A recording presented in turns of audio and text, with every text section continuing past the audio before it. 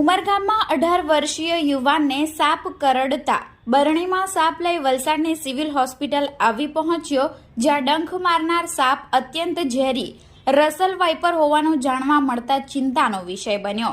સમગ્ર ઘટનાની વિગતવાર વાત કરીએ તો વલસાડ જિલ્લાના ઉમરગામ તાલુકાના ગંગાનગર વિસ્તારમાં પરેશભાઈની ચાલીમાં રહેતો 18 વર્ષીય શુભમ રામ નરેશ ગૌતમ પોતાના ઘર પાસે આવેલા એક દુકાનમાં ઘરવખરીનો સામાન લેવા માટે ગયો હતો અને સામાન લઈ પરત ફરી રહ્યો હતો, જે દરમિયાન તેના જમણા પગમાં સાપે કરડી લીધું હોવાનો અહેસાસ થતા તેણે તાત્કાલિક આસપાસના લોકોને ઘટનાની જાણ કરી।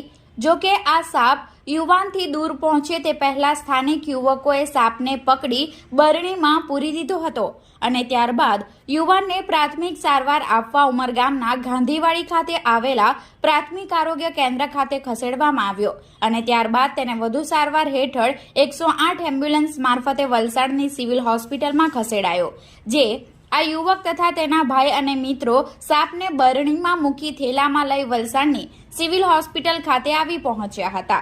જો કે વલસાડની સિવિલ હોસ્પિટલમાં જાણકારોએ આ સાપ અત્યંત ઝેરી રસલ વાઇપર હોવાનું જણાવતા યુવાન સહિત તેના મિત્રોના હોશ ઉડી ગયા હતા। જો કે વલસાડની સિવિલ હોસ્પિટલના તબિયત ખરાબ હોય તાત્કાલિક યુવાનની પ્રાથમિક સારવાર શરૂ કરી તેને વધુ સારવાર હેઠળ અન્ય વોર્ડમાં ખસેડાયો હતો। आपका नाम? शुभम। क्या हुआ आपके साथ? दुकान गया था, दुकान से वापस आ रहा था रिटर्न रूम पे।